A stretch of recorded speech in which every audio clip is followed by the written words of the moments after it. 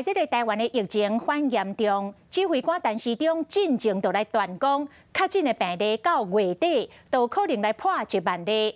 陈时中嘛以香港甲纽西兰大约15%来推算，讲全台湾恐惊会有360万人患着新冠病毒。台北市联合病院医师蒋冠宇就讲，未来咱身躯边的朋友拢有可能患着病毒。若是咱的身边无确诊的朋友，这就代表咱无朋友。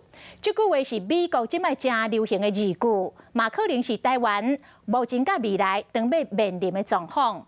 杜医师用国外经验来推测，讲未来咱的生活可能会产生6项的变化。来看这个报道。如果你身边没有被感染的朋友的话，就代表说你没有朋友。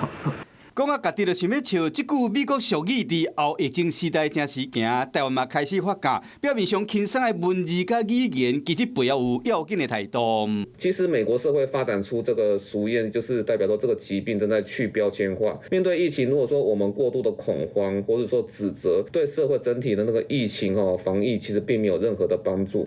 目前台湾确诊的人数一直增加，月底恐惊超过1万。未少医师伫面册呼吁讲，大家爱做好准备，交病房医师等金治。伊讲到所内可能会出现头一位县市首长、头一位部长、行政院长、指挥官、总统、副总统等等重要人士患着病的消息，不过拢唔免想意外，因为其他国家早就发生过啊。所以讲，若亲戚朋友确诊，嘛免想过着惊。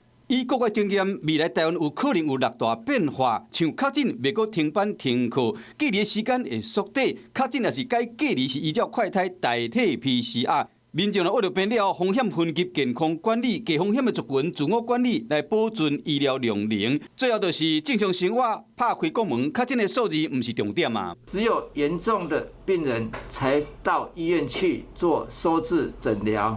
另外呢，应该以快筛取代 PCR 的检测，疏解医院的负担，这样才能够度过这一波难关。医师以新加坡为例，目前确诊无症头也是轻症的，主要是自我隔离。